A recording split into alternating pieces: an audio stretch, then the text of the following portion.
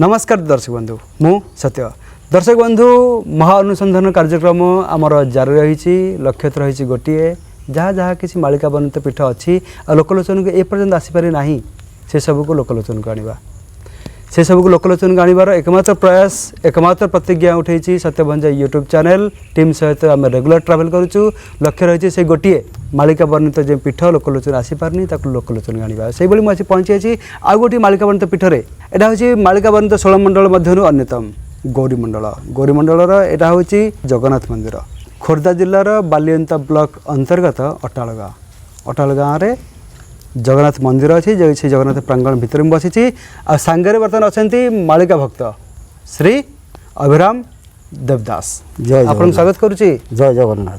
तेरे गोटे जिनस मुझे जानक चाहिए आपू जो मालिका पीठर आम बर्तमान बसीचे आज्ञा कौन मालिका कौन लिखाई विषय बर्तमान श्रीक्षेत्र पुरी है आमर पुरुषोत्तम क्षेत्र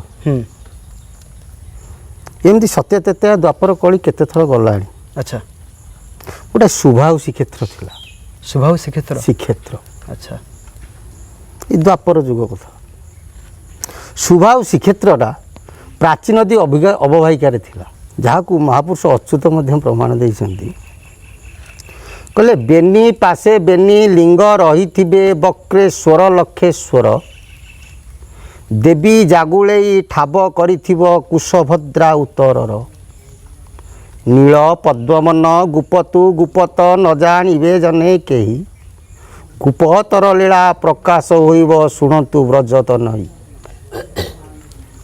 कहले बेनी पासे बेनी लिंग रही आपण माने देखंतु यही स्थानरू भिंगारपुर वक्रेश्वर महादेव जेतिकी बाट यही स्थानरू लक्षेश्वर महादेव मध्य सेतिकी बाट ठीक मिडिल पॉइंट एवं यार एपटे मोर बाँपट साइड्रे कुशभद्रा नदी एवं दक्षिण पटरे जागुली ठाकुराणी जगन्नाथपुर गाँ मुंडर विद्यमान तेणु आपको नील पद्मवन बोली महापुरुष निमाळटा पद्मवन हेले आपको नील पद्मवन बोली प्रमाण देइछन्ति। तापर ये जगार गोटे अलौकिक घटना अच्छी कौन अच्छी छतियारे आपण माने गले देखिए प्रथम अच्छा बलराम तापर जगन्नाथ तापर सुभद्रा ये जगार सेमती तीनटा भेट गोटे है बड़ भेट आ गोटे है छंदा मुह भेट यहाँ हूँ नांडी भेट तीनटा भेट हम महापुरुष कहते ये गुप्तर लीला गोटे परिप्रकाश हेब कहीं जानीपारे ना जिते जानवे मुझे आपको आर इस्टुट्रे कही अटला पर्वत हेब घनीभूत 3 तेरंक विहार ठिकणा बेल को सर्वे ठकीजे नथी गालुआ चोर जहाँ गरुड़ कल्पर प्रमाण यहाँ ये बही 1976 मसीह प्रिंट था बर्तमान प्रिंट आसू ना अच्छे प्रिंट आज्ञा गोटे कपी अच्छे हाँ आ 74 मसीहा आउ गोटे चंद्रकल्प महापुरुष प्रिंट से आसला सी बर्तमान प्रिंट आसू ना। अच्छा यहाँ गरुड़ कल्प तो दर्शक बंधु आपण मैंने देखिपे गरुड़ कल्पर यही बहीटी अच्छी मो पाखे जेरक्स ओरिजिनल कपी तो ना किंतु 1976 मसीहा आपड़ देखिए 1976 मसीहार प्रिंट अच्छी आप कहते यही पुस्तक लिखा आज्ञा कौन लिखा ये जो कथा कहली यहाँ हूँ नील पद्मवन गोटे नेमाल हूँ पद्मवन यहाँ हूँ नील पद्मवन एवं सेठी छतियारे ठाकुर जो भाव में अच्छा एटी तीनटाक भेट से विद्यमान होइए गोटे जिनस मुझे जानक चाहिए आज्ञा जहाँ आप टिके नेमाल को आमर कहते पद्मवन आटा कहते नील पद्मवन किसी लिंक रही कि निश्चिंत कौन रही लिंक है क्षीर नदी दक्षिण में आपड़ गोटे एपिसोड देखुली जगतसिंहपुर ये विषय किंतु टिके नाकू से ये रोचे कहले क्षीर नदी दक्षिण रे लिंग नामे देश लिंग नामे ग्राम कही ना लिंग नामे देश खंजिची धाता पश्चिमे निगम महेश बोलते पाताल फुटा महादेव से लिंग पूरा तलू जाइए लिंग न खाली भवटा थी गोटे गाढ़ थी ख्यातवट गुप्तचर पूर्व भाग्य उदे क्षणे भणिले अच्युत गीत पद छंदे हाँ मोर मन पड़ा आम जो जगतसिंहपुर जाइलु जो धरतंगड़ जंगल से अच्छी ଆପଣଙ୍କର ଧ୍ରୁବ ଆଜ୍ଞା। ସେଇଠି ଏସବୁ ଜିନିଷ ଅଛି। କ୍ଷୀର ନଦୀ ଦକ୍ଷିଣରେ କ୍ଷୀର ନଦୀ ବୋଲନ୍ତେ ହେଉଛି କିଏ ସେ ଅରକ୍ଷିତ ଦାସ ସମୟରେ କ୍ଷୀର ନଦୀ ବୋଲି ଗୋବରୀ କହିଛନ୍ତି। ଗୋବରୀ ନଦୀ ଅଚ୍ୟୁତାନନ୍ଦ ମହାପୁରୁଷ ଚିତ୍ତତୋଳାକୁ କହିଛନ୍ତି। କିନ୍ତୁ ମହାପୁରୁଷ ଠାରିଲେ ଏଠି କ'ଣ କହିଲେ କ୍ଷୀର ନଦୀ ଦକ୍ଷିଣରେ ଲିଙ୍ଗ ନାମେ ଦେଶ। ଏଠି କ୍ଷୀର ନଦୀ ହେଉଛି କିଏ ପ୍ରାଚୀ କହିଲା ପୂର୍ଣ୍ଣ ତୟା ପ୍ରାଚୀ ଯସ୍ୟ ତସ୍ୟ ସଂସାଗର ଦୀପୁ ମନ୍ଦାକିନୀ ପ୍ରଭାଇତ ଏତାନି ବିଷ୍ଣୁ କ୍ଷେତ୍ରାଶ୍ଚ। କହିଲେ କ୍ଷୀର ନଦୀ ବୋଲନ୍ତେ ପ୍ରାଚୀ ପୂର୍ଣ୍ଣତୟା ପ୍ରାଚୀ ତାର ଦକ୍ଷିଣ ଦିଗରେ ପୂର୍ଣ୍ଣତୟା ମାନେ ଗୋଟେ ବିଷ୍ଣୁ କ୍ଷେତ୍ର ରହିଛି ଲୁକାୟିତ ହେଇକି। ଏଇଟା ମହାପୁରୁଷଙ୍କ ଆଗରୁ ଲୋମାନ୍ତ କାବ୍ୟରେ ଆପଣ ଦେଖିବେ। ଲୋମାନ୍ତ କାବ୍ୟ ସଂସାରରେ ବିଶ୍ୱରେ ପ୍ରଥମ ଋଷି ହେଉଛନ୍ତି ଲୋମାନ୍ତ ଋଷି, ତାପରେ ଆସିଛନ୍ତି ଅନେକ ଋଷି। କହିଲେ ପ୍ରାଚୀ ପୂର୍ଣ୍ଣତୟା ପ୍ରାଚୀ ପ୍ରାଚୀର ଦକ୍ଷିଣରେ ଲିଙ୍ଗ ନାମକ ଦେଶ। ଲିଙ୍ଗ ନାମ ଦେଶ କି ଆମ ଗୌରୀମଣ୍ଡଳଟା ଲିଙ୍ଗରାଜଙ୍କ ଦେଶ, ଲିଙ୍ଗ ନାମ ଦେଶ ନା ଆଉ। ଯାଜପୁର ହେଲା ବିରଜା ମଣ୍ଡଳ, ସେଇଟା ବିରଜାଙ୍କ ଦେଶ। ଅନେକ ଶିବଲିଙ୍ଗ ଥାଇପାରେ କିନ୍ତୁ ସେଇଟା ହେଉଛି କ'ଣ ବିରଜାଙ୍କ ଦେଶ। ଆର ଦକ୍ଷିଣ ପଟ ନଦୀର ଫେରେ କେମିତି ଦିଗ ନିର୍ଣ୍ଣୟ କରାଯାଏ? ଏଠି ପୂର୍ବ ପଶ୍ଚିମକୁ ନଦୀର ଦିଗ ବର୍ଣ୍ଣନା କରାଯାଏ ନା। କେମିତି ଆମର ସୂର୍ଯ୍ୟ ଉଦୟ ହେଲେ ଆମେ ଯେଉଁ ପଟ ଉଦୟ ହେଲେ ତାକୁ କୁହନ୍ତି ପୂର୍ବ ଦିଗ। ଆଚ୍ଛା ନା ନାଇଁ, ତାର ଅପୋଜିଟ୍ କୁହନ୍ତି କ'ଣ ପଶ୍ଚିମ ଦିଗ। ଆମର ବାମ ପଟକୁ କୁହନ୍ତି ଦକ୍ଷିଣ ଦିଗ, ଏ ଉତ୍ତର ଦିଗ, ଏବଂ ଡାହାଣ ପଟକୁ କୁହନ୍ତି ଦକ୍ଷିଣ ଦିଗ। କିନ୍ତୁ ନଦୀର ଦିଗ ସେମିତି ନିର୍ଣ୍ଣୟ ନୁହଁ। କହିଲା କଳ ପ୍ରଭା ଦେବୀ ବହଇ ବାରି ପୂର୍ବ ପ୍ରଖର ପଶ୍ଚିମକୁ ଚାହିଁ ରହିଛି ଦିଗ ପଶ୍ଚିମାନ୍ତର। ନଦୀ ସବୁବେଳେ ଯୁଆଡ଼େ ବହି ଯାଉଛି ନଦୀକି ତାକୁ କୁହନ୍ତି ପୂର୍ବ ଦିଗ। ନଦୀର ପଛପଟୁଟାକୁ କୁହନ୍ତି କ'ଣ ପଶ୍ଚିମ ଦିଗ। ସେ ନଦୀ ଯୁଆଡ଼େ ବୋହିକି ଯାଉ ସେ ବୋହିକା ଯାଇକି ସାଗରରେ ମିଶିବ। କହିଲେ ପ୍ରାଚୀର ଦକ୍ଷିଣ ଦିଗରେ କ୍ଷୀର ନଦୀ ଦକ୍ଷିଣରେ ଲିଙ୍ଗ ନାମେ ଦେଶ ଭୁବନେଶ୍ୱର ଏରିଆ ଏକାମ୍ବର କ୍ଷେତ୍ର। ଲିଙ୍ଗ ନାମକ ଦେଶ ଯୁଆଡ଼େ ଯିବ ଖାଲି ଶିବଲିଙ୍ଗ ମୂର୍ତ୍ତି ଖଞ୍ଜିଛି ଧାତା ପଶ୍ଚିମେ ନିଗମ ମହେଶ। ଏକ କୋଟି ଶିବଲିଙ୍ଗ ଅଛି। ଆଜ୍ଞା ଶିବଲିଙ୍ଗ ଅଛି ଗୋଟେ ଜାଗାରେ। ଏଠି କିଛି ବାଟ ଗଲେ ହାଫ୍ କିଲୋମିଟର 1 କିଲୋମିଟର ଗଲେ ରାଜା ନରେନ୍ଦ୍ର ତାଙ୍କ ସ୍ତ୍ରୀ ଚମ୍ପାବତୀଙ୍କ ନାଁରେ ଯେଉଁ ପୋଖରୀ ଖୋଳିଥିଲେ ତା ପାଖକୁ ଜଷ୍ଟ ଟିକେ ନାକୁ ଲାଗିକି ରହିଛି। ସେ ମହାଦେବ ହେଉଛନ୍ତି ପାତାଳ ଫୁଟା ମହାଦେବ। ଆଚ୍ଛା ତାଙ୍କର ଲିଙ୍ଗ ନାହିଁ, ଖାଲି ଗୋଟେ ଗାଡ଼। ତୁମେ ଯେତେ ପାଣି ଢାଳିବ ସେ କୁଆଡ଼େ ଯିବ ତାର କିଛି ସତ୍ତା ନାହିଁ। ଖଞ୍ଜିଛି ଧାତା ପଶ୍ଚିମେ ନିଗମ ମହେଶ। ଖ୍ୟାତ ବଟ ପୂର୍ବଚର ପୂର୍ବ ଭାଗେ ଉଦେ। ସେ କହିଲେ ପୂର୍ବ ଦିଗରେ ଖ୍ୟାତ ବଟ ନଥିବ। ଟିକେ ନାକୁ ଇଏ ଶବ୍ଦାତ୍ମକ ଭାଷା, ତତ୍ଵର କଥା। ପୂର୍ବ ଭାଗେ ଉଦେ ମାନେ ଅତୀତରେ ସେ ଜାଗାରେ ଗୋଟେ ଖ୍ୟାତବର ଥିବ, ବର୍ତ୍ତମାନ ନଥିବ। କ୍ଷଣେ ଭଣିଲେ ଅଚ୍ୟୁତ ଗୀତ ପଦ ଛନ୍ଦେ। ଫେରେ କହିଲେ ଗିରି ଗୋପ୍ୟ ହୋଇଅଛି ମାଟି ପ୍ରାୟ ହୋଇ ଗହ ଗହ ଶବଦ ଯେ ଶୁଭୁଅଛି ରହି। ଗିରି ଆଗରୁ ଟିକେ ଆପଣଙ୍କୁ ଆର ଏପିସୋଡ଼ରେ କହିଥିଲି 8ଟା ପାହାଡ଼ ମାଟି ସହିତ ଲୁକାୟିତ ହୋଇଥିବ, କଳା ରଙ୍ଗର ମାଟି। ଏଇଟା ଆପଣ ଦେଖନ୍ତୁ ଏ ମାଟି ସବୁ କଳା। ଆଚ୍ଛା ଆଉ ଏଠି ଖୋଳିଦେଲେ ମିନିମମ୍ 40 ଫୁଟ ତଳେ ବୋଧେ ପଥର ସବୁ ପଡ଼ୁଛି ଏ ଏରିଆ। ଖୋର୍ଦ୍ଧା ଏରିଆରେ ତ ଆପଣଙ୍କର ପଥର ଏରିଆ। ନା ଖୋର୍ଦ୍ଧା ନୁହଁ, ଆମ ଏ ଅଟଳାଟାରେ 8ଟା ପାହାଡ଼ ଲୁକାୟିତ ରହିଛି।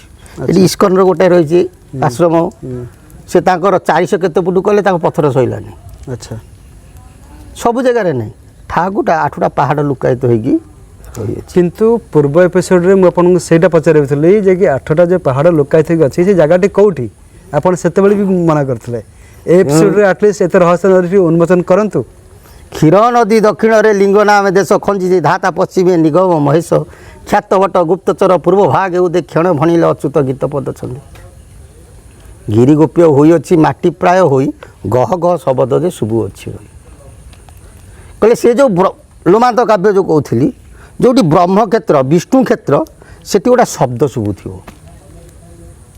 ବା ରାତିରେ ଗୋଟେ ଅଲୌକିକ ସତ୍ତା ପରିପ୍ରକାଶ ହୁଏ, ଗୋଟେ ଜ୍ୟୋତିର୍ମୟ ସତ୍ତା ପରିପ୍ରକାଶ ହୁଏ। ତାହା ହିଁ ପ୍ରାଚୀ କୂଳରେ କେଉଁଠି ଏଇଟା ଆପଣ ଦେଖିଛନ୍ତି ଏଇ ବକ୍ରେଶ୍ୱରରୁ ଲକ୍ଷେଶ୍ୱର ମଧ୍ୟରେ ଡାଇରେକ୍ଟ କହିଲେନି ପୁଣି ହିଣ୍ଟ ଦେଲେ ଏବଂ କୁଶଭଦ୍ରାରୁ ଜାଗୁଳେଇଙ୍କ ମଧ୍ୟରେ ଯେଉଁ ଗୋଟାକ ମିଡ଼ିଲ୍ ପଏଣ୍ଟ ସେଇ ଗୋଟାକ ତେବେ ଆମେ ତ ସେଇ ପ୍ରାଙ୍ଗଣରେ ବସିଛନ୍ତି ନା ସେ ଜଗନ୍ନାଥ ଜାଣିଥିବେ ମୁଁ କହିପାରିବିନି। ଆଚ୍ଛା କ'ଣ ହେବ ଏଠି ଆଗକୁ ଲୀଳା ଖେଳା କ'ଣ ହେବ? ଆପଣ କହିଥିଲେ ଆର ଏପିସୋଡ଼ ସେଇଆ କହୁଛି ଅଟଳା ପର୍ବତ ହେବ ଘନୀଭୂତ ତିନି ତେରଙ୍କ ବିହାର ଠିକଣା ବେଳକୁ ସର୍ବେ ଠକି ଯିବେ ନଥିବେ ଗାଲୁଆ ଚୋର। ଏ ଯେଉଁ ତିନି ଭେଟ ରହିଲା ଇଏ ହେଲେ ଅନନ୍ତ କେଶରୀ ଲଲାଟ କେଶରୀ ପଦ୍ମ କେଶରୀ। ଏଠି ତିନି ଜଣ ଭେଟ ହେବେ ମହାପୁରୁଷଙ୍କ ସହିତ ଲୀଳା ଖେଳା ହେବ ଏବଂ ଦ୍ୱାଦଶ ଗୋପାଳ ମଧ୍ୟ ଆସି ପରିପ୍ରକାଶ କରିବେ। ଜୟ ଜଗନ୍ନାଥ। ଆଉ କ'ଣ କହିବି କୁହନ୍ତୁ? ନାଇଁ ବହୁତ ଭଲ ତଥ୍ୟ ଆପଣ ପ୍ରଦାନ କଲେ। ମୁଁ ବି ଜାଣିନଥିଲି ଆମ ଭୁବନେଶ୍ୱର ଭିତରେ ବା ଭୁବନେଶ୍ୱର ପାଖରେ ଏତେ ଯେଉଁ ମାଳିକାବନ୍ତ ଜାଗା ଅଛି ପୁଣି ମହାପୁରୁଷ ମହାପୁରୁଷ ଶିବକଳ୍ପ ନବଘଣ୍ଟ ନିର୍ଘଟରେ ପ୍ରମାଣ ଦେଇଛନ୍ତି। ତିନି ପାଟଣାର ମଧ୍ୟସ୍ଥଳୀ ଏଇ ଜାଗାରେ ଆପଣ ଆମେ ଯେଉଁ ବସିଛେ ଏଇଟା ହେଲା ଗୌରୀ ମଣ୍ଡଳ ତା ତଳଟା ହେଉଛି ଗୋଟେ ହେଉଛି ମଙ୍ଗଳା ମଣ୍ଡଳ ଆଉ ସେପଟଟା ହେଉଛି ସାରଳା ମଣ୍ଡଳ। ଏଠି ସାରଳା ମଣ୍ଡଳ ଗୌରୀ ମଣ୍ଡଳ ଏବଂ ମଙ୍ଗଳା ମଣ୍ଡଳ ତିନି ମଣ୍ଡଳର ମିଡ଼ିଲ୍ ପଏଣ୍ଟ ତିନି ମଣ୍ଡଳ ଏକତ୍ରିତ ହୋଇଛି। ଆପଣ କହିବେ କି ତିନି ମଣ୍ଡଳ ଏଇ ଗୋଟେ ଜାଗାରେ ମିଡ଼ିଲ୍ ଏକତ୍ରିତ ପଏଣ୍ଟ ହେଇଛି। ଆଉ ଗୋଟେ ଅଛି ଓଳାଶୁଣୀ ପାହାଡ଼ ସେଠି ତିନିଟା ମଣ୍ଡଳ ଏକତ୍ରିତ। କ'ଣ କ'ଣ ବାବା? ସେପଟେ ବିରଜା ମଣ୍ଡଳ ହୁଁ ସେପଟେ ସାରଳା ମଣ୍ଡଳ ହୁଁ ଏପଟେ କଟକ ଚଣ୍ଡୀଙ୍କ ମଣ୍ଡଳ ଆଚ୍ଛା ଠିକ୍ ମିଡ଼ିଲ୍ ପଏଣ୍ଟଟା ବାହାରୁଛି। ମିଡ଼ିଲ୍ ପଏଣ୍ଟ ଓଳାଶୁଣୀ ପାହାଡ଼। ହେଲେ ଓଳାଶୁଣୀ ପାହାଡ଼ର ନାଁ କ'ଣ? ଆମେ ତ ଓଳାଶୁଣୀ ପାହାଡ଼ ବୋଲି ଜାଣିଛୁ ତାର ପୁଣି ଗୋଟେ କିଛି ନାଁ ଅଛି? ଅରକ୍ଷିତ ଦାସ ଯେତେବେଳେ ଗଲେ ସେ ପାହାଡ଼ ନାଁ ହେଉଛି ଓଳାଶୁଣୀ। ଆମେ ସମସ୍ତେ ଜାଣିଛେ ଓଳାଶୁଣୀ ପାହାଡ଼। ବସୁକଳ୍ପ ରଜା ବା କଳ୍ପବସୁ ରଜା ତାଙ୍କ 8ଟା ଝିଅଙ୍କ ନାଁରେ 8ଟା ପାହାଡ଼ କଲେ ନାମିତ କଲେ। ରତ୍ନଗିରି ବଜ୍ରଗିରି ଲଳିତଗିରି ଉଦୟଗିରି ଅସ୍ତଗିରି ସବୁ କରିଗଲେ। ଆ ନା କାହିଁକି ହେଲା ଓଳାଶୁଣୀ? ଠାକୁରାଣୀଙ୍କ ନାଁ ହେଉଛି କ'ଣ? ଓଳାଶୁଣୀ। ଠାକୁରଙ୍କ ନାମ ଠାକୁରାଣୀଙ୍କ ନାମ ହିସାବରେ ସେ ହେଲେ ଓଳାଶୁଣୀ। ଓଳାଶୁଣୀ କିନ୍ତୁ ଗିରିଟା କ'ଣ? କେଉଁ ଗିରି ଏଟା ପୁଣି? ସେ ଯେଉଁ ପାହାଡ଼ର ନାଁ କ'ଣ? ଯେତେବେଳେ ଅରକ୍ଷିତ ଦାସ ପୁନର୍ବାର ଆସିବେ ସେତେବେଳେ ପରୀକ୍ଷା କରିବେ। ଆପଣଙ୍କୁ ଟିକିଏ କହୁଥିଲି ବୋଧେ ହେଲା ହେତୁ ଦିଆ ପାଞ୍ଚ ନିତ୍ୟ ପଞ୍ଚସଖା 256 ଆଉ ଓଳାଶୁଣୀ ଠାରେ ଅରକ୍ଷିତ ଦାସ ସର୍ବପରେ ଶ୍ରେଷ୍ଠ ହେଉ। ପଞ୍ଚସଖା କେଉଁ ପଞ୍ଚସଖା? ଆମେ ତ ଜାଣିଛୁ ପଞ୍ଚସଖା ପୁଣି ଆପଣ କହିଲେ ନିତ୍ୟ ପଞ୍ଚସଖା। ଏଇଟା ମୁଁ କହୁନାହିଁ ଶିବକଳ୍ପ ନବଘଣ୍ଟ ନିକଟରେ ପ୍ରମାଣ ଅଛି। ଏଇଟା କ'ଣ ଅଲଗା? ପଞ୍ଚସଖା ନିତ୍ୟ ପଞ୍ଚସଖା ଅଲଗା ନା ଏଟା ଅଲଗା? କହିଲା ହେତୁ ଦିଆ ପଞ୍ଚସଖା ନିତ୍ୟ ପଞ୍ଚସଖା। କ'ଣ ଡିଫରେନ୍ସଟା କ'ଣ? ହେତୁ ଦିଆ ପଞ୍ଚସଖା ପୁଣି କିଏ ପୁଣି ନିତ୍ୟ ଚୈତନ୍ୟ ମହାପ୍ରଭୁ ଯେତେବେଳେ ଆସିଲେ ବଙ୍ଗଳାରୁ ସିଏ ମଧ୍ୟ ତାଙ୍କ ସହିତ ପଞ୍ଚସଖା ନେଇକି ଆସିଥିଲେ। ଆଚ୍ଛା ଯେତେବେଳେ ସେ ଓଡ଼ିଶାରେ ପହଞ୍ଚିଲେ ସେତେବେଳେ ଉତ୍କଳୀୟ ପଞ୍ଚସଖା ମଧ୍ୟ ଥିଲେ। ବଙ୍ଗଳା ପଞ୍ଚସଖା ବଙ୍ଗଳା ପଳେଇଲେ ଉତ୍କଳୀୟ ପଞ୍ଚସଖା ଧରିକି ମହାପୁରୁଷ ମଧ୍ୟ ଖେଳ କଲେ। କିଏ? ସେ ଚୈତନ୍ୟ ମହାପ୍ରଭୁ। ହେତୁ ଦିଆ ପଞ୍ଚସଖା ସଙ୍ଗେ ମିଶିଲେ ନିତ୍ୟ ପଞ୍ଚସଖା ଚାଲିଗଲେ। ଦ୍ୱାପର ଯୁଗକୁ ଆପଣ ପଳାନ୍ତୁ ଦାମ ସୁଦାମ ସୁବଳ ମଧୁମଙ୍ଗଳ ଇଏ ସବୁ ରହିଲେ ଯେତେବେଳେ କୃଷ୍ଣଙ୍କ ସହିତ ଛୋଟ ଅବସ୍ଥାରେ ସେ ଥିଲେ ପଞ୍ଚସଖା। ଯେତେବେଳେ ପାଣ୍ଡବମାନଙ୍କ ସହିତ ଆସି ମିଶିଲେ 5 ଜଣଙ୍କ ସହିତ ଏ ପଞ୍ଚସଖା ଛାଡ଼ି ପଳେଇଲେ। ଆଚ୍ଛା ତେଣୁ ସେ କହିଲେ ହେତୁ ଦିଆ ପାଞ୍ଚ ନିତ୍ୟ ପଞ୍ଚସଖା 256 ଆଉ 256 ଜଣ ଭକ୍ତ ଅଛନ୍ତି। 256 ନିତ୍ୟ ଭକ୍ତ 256 ଭକ୍ତ ଆଉ କ'ଣ? ହେତୁ ଦିଆ ପାଞ୍ଚ ନିତ୍ୟ ପଞ୍ଚସଖା 256 ଆଉ ଓଳାଶୁଣୀ ଠାରେ ଅରକ୍ଷିତ ଦାସ ସର୍ବପରେ ଶ୍ରେଷ୍ଠ ହେଉ। ଆମେ ତ ଏଠି ଜାଣିଛୁ ଯେ 256 ଜଣଙ୍କ ମଧ୍ୟରେ ଶ୍ରେଷ୍ଠ ହେଉଛନ୍ତି ଅରକ୍ଷିତ ଦାସ। 256 ଜଣଙ୍କ ଉପରେ ମାନେ ଇଏ ଅଲଗା ଅଲଗା ଅରକ୍ଷିତ ଦାସ ସବୁଠୁ ଶ୍ରେଷ୍ଠ। ହେତୁ ଦିଆ ପଞ୍ଚସଖା 257 ହେଇଗଲା 57। ତାପରେ କହିଲେ ଇଏ ହେଉଛନ୍ତି 10 10 5 5 10 5 5 10 ଫେର ତା ତଳ ପଦକୁ କହିଲେ ପଞ୍ଚସଖା ଠାରୁ କହିବା ବଳିକି ଏତି ବଳି କେହି ନାହିଁ। ଛନ୍ଦି ବାନ୍ଧି କରି ଯେ ତ ପୋଷି କହିବେ ଉଦର ପୁରିବ ନାହିଁ। ମହାପୁରୁଷ ଯେଉଁ ଲେଖିଛନ୍ତି ତାଙ୍କ ଠାରଗାର ଯିଏ ଲେଖିଛନ୍ତି ସିଏ ଜାଣିଥିବେ। ସେ ତ ତାଙ୍କର ସେ ହେଲେ ଜାତି ସ୍ମର। ସେ ତ ଜନ୍ମ ହେଲା ବେଳୁ ଜଟ ନେଇକି ଆସିଥିବେ। ଆଚ୍ଛା ସେ କାହିଁ ପ୍ରକଟ କରିବେ? ତେଣୁ ହେତୁ ଦିଆ ପଞ୍ଚସଖା ନିତ୍ୟ ପଞ୍ଚସଖା ପଞ୍ଚସଖା କେଉଁ ପଞ୍ଚସଖାରେ କେଉଁଠି ଖେଳ ହେବ? ପୂର୍ବ ଏପିସୋଡ଼ରେ ବି କିଛି କନଫ୍ୟୁଜନ୍ କ୍ରିଏଟ୍ କରିଥିଲେ ଆଉ ଏ ଏପିସୋଡ଼ରେ ବି ଆପଣଙ୍କ କନଫ୍ୟୁଜନ୍ ଜାରି ରହିଛି। ଇଆଡ଼େ ମଧ୍ୟ ପ୍ରମାଣ ଦେଇଛନ୍ତି ଅନନ୍ତ ଅଚ୍ୟୁତ ଲୀଳା କରିବେଟି ପ୍ରଭୁ ଶିଚକ ଆଡ଼ଳା। ଫେର ପ୍ରମାଣ ଦେଲେ ଅଚ୍ୟୁତ ଯେବେ ଚିତ୍ତ ହୋଇବ ଯୁଗ ଫଳ ବାବୁ ନିଶ୍ଚୟ ଫଳିବ। କେଉଁ ଅଚ୍ୟୁତ? ହେତୁ ଦିଆ ଅଚ୍ୟୁତ ନା ନିତ୍ୟ ଅଚ୍ୟୁତ ନା ଅଚ୍ୟୁତ? ଆଉ ଗୋଟେ କଥା, କେଉଁ ଅଚ୍ୟୁତ? କେଉଁ ଅଚ୍ୟୁତଙ୍କ ଦ୍ୱାରା ହିଁ ଖେଳ ହେବ? ଯୁଗ କର୍ମ କେଉଁ ଅଚ୍ୟୁତଙ୍କ ଖେଳ ହେବ? ଏ ଯେଉଁ ହେତୁ ଦିଆ ପଞ୍ଚସଖା ଇଏ ପ୍ରଭୁଙ୍କ ଦେହରେ ଲୀନ ହେଇଯିବେ। ବୋଲାଣ ଦେଖବା ହରି ବୋଲ। ଆଚ୍ଛା, ନିତ୍ୟ ପଞ୍ଚସଖାରେ ଖେଳ ହେବ। ଜୟ ଜଗନ୍ନାଥ।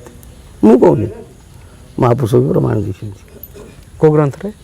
ଦେଖିବେ ଆମର ଲୀଳାକଳ୍ପ, ସେଥିରେ ଲେଖା ହେଇଛି। ମହାପୁରୁଷଙ୍କର ଯେତେ ଗୁଡ଼ିଏ ଗ୍ରନ୍ଥ ଚାରିକଳ୍ପ ହେଉଛି ସାର। ଶିବକଳ୍ପ, ଗରୁଡ଼କଳ୍ପ, ଚନ୍ଦ୍ରକଳ୍ପ, ଲୀଳାକଳ୍ପ। କ'ଣ ଲେଖିଛନ୍ତି ସେଥିରେ? ଏ ପଞ୍ଚସଖା ମାନେ ଯେଉଁ ଲୀଳା ଖେଳା କରିବେ ସେ କହିଲେ ହେତୁ ଦିଆ ପାଞ୍ଚ ନିତ୍ୟ ପଞ୍ଚସଖା 256 ଆଉ ଓଳା ଶୁଣିଠାରେ ଅରକ୍ଷିତ ଦାସ ସର୍ବପରେ ଶ୍ରେଷ୍ଠ ହେଉ। ପଞ୍ଚସଖା ଠାରୁ କହିବା ବଢ଼ିକି ଏଥି ବଢ଼ି କେହି ନାହିଁ। ଛନ୍ଦି ବାନ୍ଧି କରି ଯିଏ ଯେତେ ପରିବ ଉଦର ପରିବନି। ଏ ଭାଇ ଗୋଟେ ଭଲ କଥା, ଆମେ ତ ଆମ ମରଣଟା ଜାଣିନେ, ଆମେ ଯୁଗ ମରଣ କ'ଣ କହିବା? କିନ୍ତୁ ଠିକ୍ ନା ଭୁଲ? କିନ୍ତୁ ମହାପୁରୁଷ ମାନେ ଲେଖିଛନ୍ତି ନା ସେ ବିଷୟରେ। ମହାପୁରୁଷ ସେ ଯିଏ ଲେଖିଛି ସେ ତାର ମର୍ମ ଜାଣିଛି। ଆମେ ଅଚ୍ୟୁତାନନ୍ଦ ମହାପୁରୁଷଙ୍କ ଗ୍ରନ୍ଥକୁ ଆମେ ପଢ଼ିଲେ ତାହେଲେ ବର୍ତ୍ତମାନ ସୁଦ୍ଧା ଆମେ ଯେତିକି ସବୁ ଅର୍ଥ ସବୁ ବାହାର କରୁଛନ୍ତି ସେ ସବୁ ଭୁଲ ବି ନା ହେଇପାରେ। ଭୁଲ କାହିଁକି ହେବ? ଆମେ ଆପଣ କହୁଛନ୍ତି ଯିଏ ଲେଖିଛି ସିଏ ତାର ଅର୍ଥ ଜାଣିଛି। ସେ ଜାଣିଥିବେ, ସେ ସମସ୍ତେ ଜାଣିବେ ନାହିଁ। କହିଲା ଜାଣନ୍ତି ଜ୍ଞାନୀ ପଣ୍ଡିତ ଜାଣନ୍ତି ଯେ ନର ଜାଣନ୍ତି ନିତ୍ୟ ଭକତ ମୋହର ସଙ୍ଗର। ଆଚ୍ଛା, ଭକ୍ତମାନେ ଜାଣିପାରିବେ। କେଉଁ ଭକ୍ତ? ନିତ୍ୟ ଭକ୍ତ। ଭକ୍ତ ତ ଅନେକ।